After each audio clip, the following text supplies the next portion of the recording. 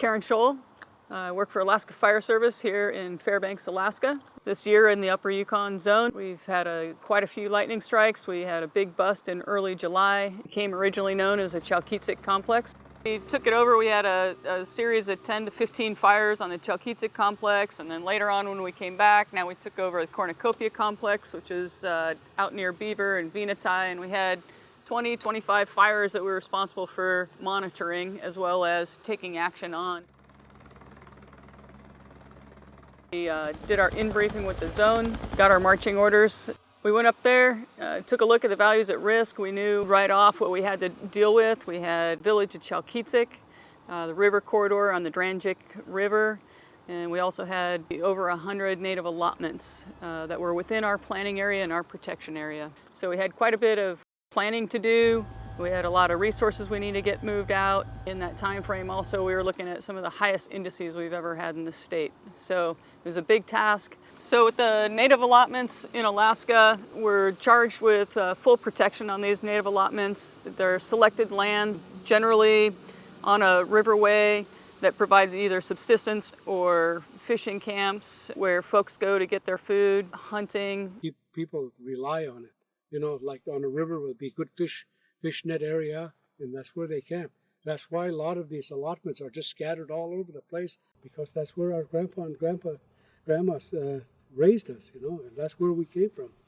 And I remember my grandmother, she was like about 85 years old, and she'd sit on her knee all day in a smoky smokehouse and pluck ducks and, you know, cut fish and stuff like that.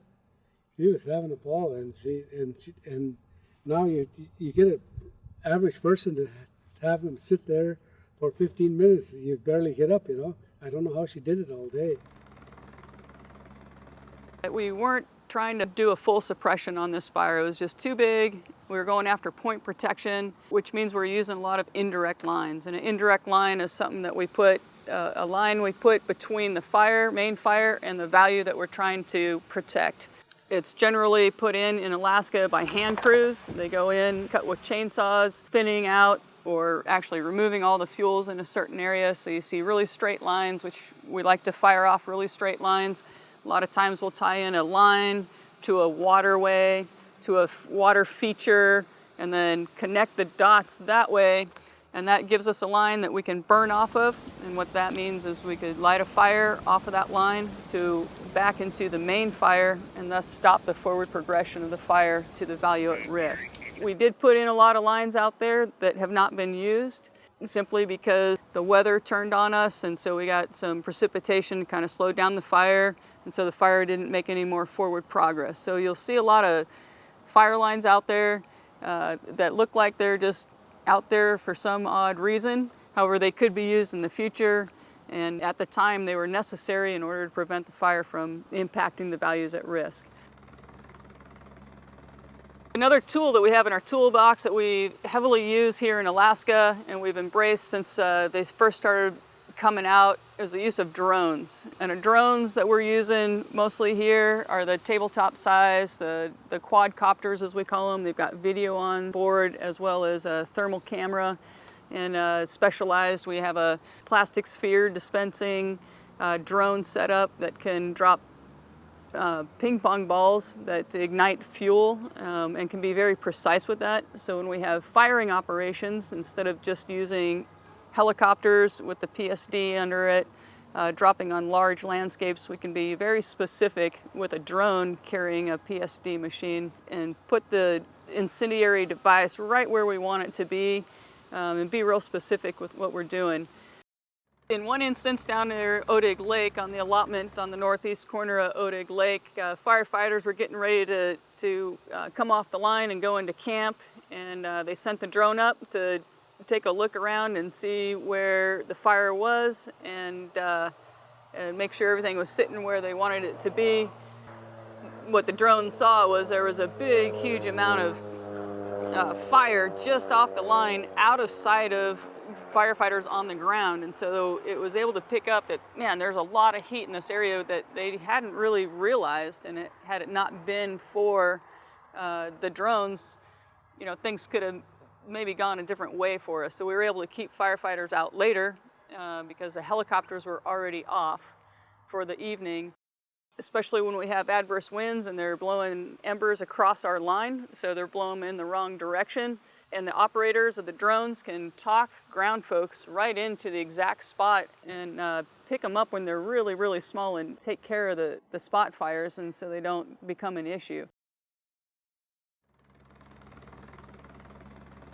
The exciting part of the fires that everyone sees is when the flames are going and operational folks are out there fighting the fires. You see guys with Pulaskis and you see guys with hose, and they're putting out fires, and they're using the helicopters. The undersung heroes really of the fire environment are the logistical folks and what they're doing behind the scenes. So they're supplying us with everything that we need to survive out there: food, water, gas, equipment.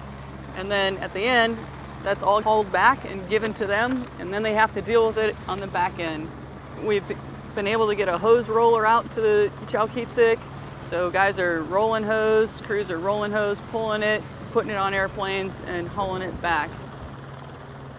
The other things that we have, you know, the fixed wing and the aircraft that are going by, that's all backhaul, trying to get everything that we can out of Chalkyitsik and as quickly and efficiently as we can. And then back at the warehouse, they're wrapping and strapping, they're washing everything, they're putting the kits back together after they've run through all the equipment, and they're getting ready for the next fire. This is what happened. Was we had a fire blow through, we burned off, we had fire on the landscape, and everything was looking great. About a day or two later, we had a big windstorm, and because our trees up here can't put down taproots because of the ice below, all these trees with this big heavy wind ended up blowing down. And so now you have what we call a jackstraw situation. All these trees are just laid over on top of each other, and there's heat underneath them. And so crews have to go in and find that heat and put it out. One of the mop-up techniques that we use in Alaska, we use a technique we call bone piling. Fire line to the fire's edge. It's kind of a moving target. We don't necessarily go just 50 feet or 100 feet. It's as required given the fuel types. And so the first day you might get 20 feet and you're walking that 20 feet and you're putting out all the hot spots. And then the next day you go in another 20 or 30 feet, and you keep doing that until you get the depth you need. That shiny object, and there's a bunch of little buildings out there, that's all Bible camp. And then you can see the fire just to the west of there. Okay, so what we're looking at is an indirect hand line from the Yukon River to a slough that the crews were able to burn off of in order to stop the fire from advancing from the west. And the value at risk that was protected is the Bible camp. Aaron, how were they able to stop that slop over in the big Bruce there? So they got lucky with the weather. It was super windy ahead of a heavy rain. The wind pushed the fire across their line, and then the rain came and put it out, so they got some help. And at Bible camp there, you can see there's an airstrip, so people fly in and out of there to support the Bible camp with food and then delivering folks. Hello, my name is Ed Sanford. I'm the incident commander with Alaska Incident Management Team. Weeks ago, we were actually the first incident management team in that area. Like Karen said, on the operations, they came up with a good plan with the team and secured the community of Chalkyitsik from Otig Lake all the way up to the north. And that was a big win for us. As we transitioned out of that incident and we stabilized it, we kept the fire from moving to the north and to the west and the east and to the south, we timed out. So the other Alaska Incident Management Team came in, Norm McDonald, Incident Commander, that they've been working for 2 weeks. And they stabilized the incident, mopped it up. And by the time we got back off of days off, we got ordered back to the Chalkyitsik complex. And at the same time, the NEMO team was managing fires out in western Fort Yukon, near Venetie, Beaver, with that team. By the time we got back up here, we were tasked to take on both complexes, Chalkyitsik complex and the Cornucopia complex, which is a very, very vast area. In the 28 years I've been in Alaska, working in fire, from working in the grounds, working on the hotshot crews, moving up to the initial attack programs and the management level. I was mentioned Tom Kurth, the other IC with the Alaska team. When I was up there looking at the fire behavior, watching the you know, watching the pace, watching the team, watching everything go on out there, and the rhythm, and the fire behavior. So, and being super dry, it was probably one of the extremest fire behavior I've seen in my career. And as a team and at the forward operating base and Chalkyitsik areas, we were really looking at making sure that we were putting firefighters that were going to be successful and not put them in a place that would be dangerous. In managing that part of it all and bringing that all together, we're successful from protecting the cabins and along the river, because a lot of these fires were pushing hard down towards the rivers. And, you know, going in there and starting up the pumps around cabins that we didn't want to leave firefighters in there. We went in there and started the pumps up. Got everything wet down, pulled them back out of there with the helicopters, put them in a safe area, let the flame front go through there, and then come back in there and mop up the hot spots around the cabins, and the cabins were safe. On behalf of myself, Incident Commander, and the Alaska team, I want to thank Alaska Fire Service, specifically UIT Dispatch, AICC, the warehouse, all the pilots and planes that supported our missions out there and safely doing that.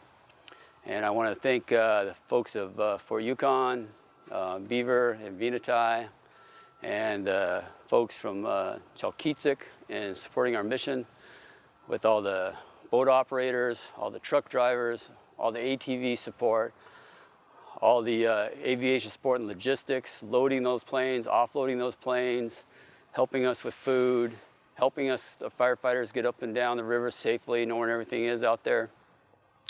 And again, for myself and Alaska team, I want to say thank you. Matsicho.